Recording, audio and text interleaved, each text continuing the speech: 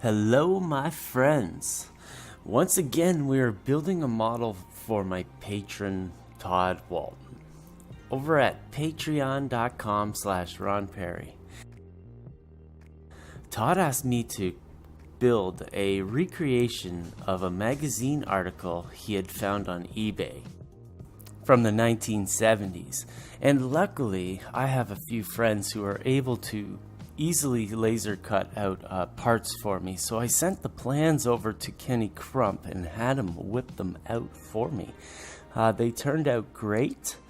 Last episode we assembled the kit and stained it with our steel wool and vinegar stain. You can see the link in the description below.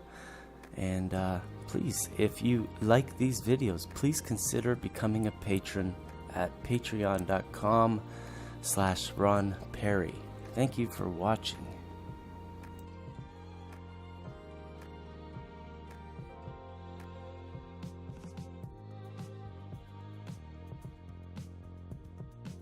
And in this video, we're going to paint the walls with varying shades of white.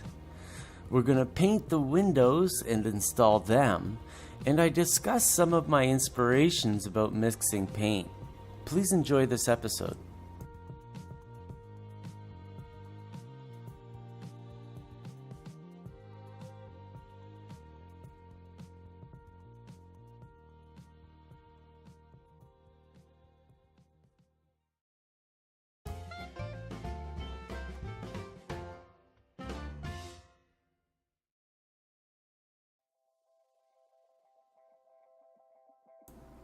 Now, like Troels Kirk said in his DVD, I'm a person of weak character, and I can't pre-plan my colors before I put them on a building. I have to put them out in front of me because it makes it easier for me to visualize how these different paints are going to go onto the wall.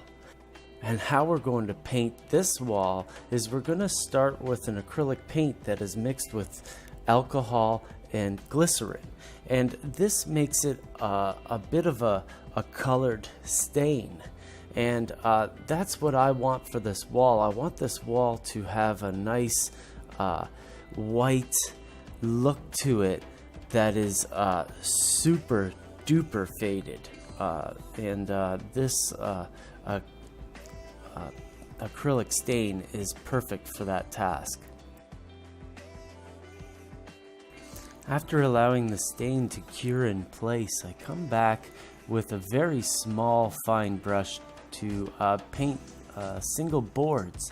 I'm actually using the photograph from the article so that I can get some of the feature points of this weathering looking pretty exact. It is these little details right here that go most of the way in impressing the client.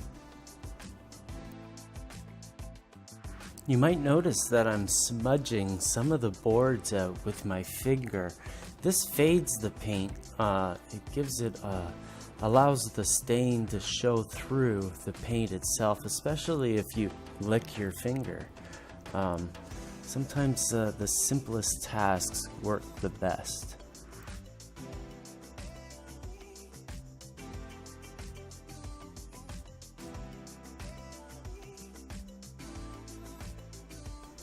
Before we started our windows, we primed them with some matte finish in the rattle can. You can see there on the table.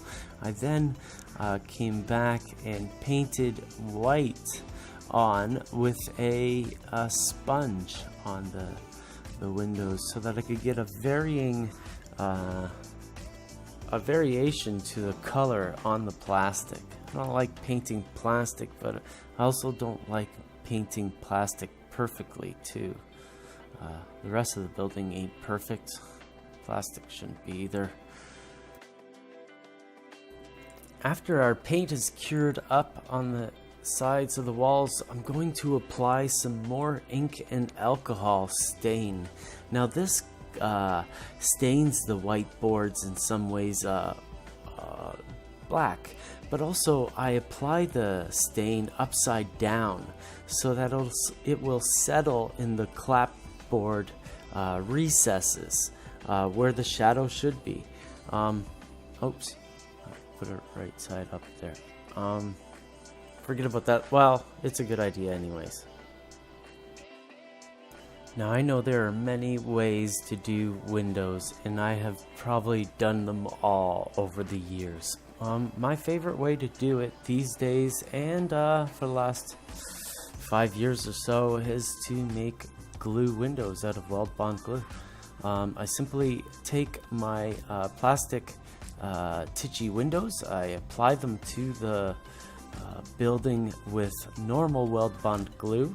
The stick is fine, it'll hold them in just fine. I allow those windows to dry with the glue and have no windows applied to it at all at this point. Oh, you may also notice that my handy dandy glue applicator is my finger. My great big finger. Now, while the windows are gluing in place, I figured I'd do the bottom of the building where the grayish white paint looks like it's still there. It's kind of odd how it's just those small boards on the bottom. It's kind of like the hired hand could only reach that far and didn't really quite have a ladder at the time or something like that. So now that we've got all this work done on this wood, I want to seal it in. Well, it won't really seal it in, but I want to put a little bit of a layer of matte finish on it, on the wood, so that I can move on with a little bit of security.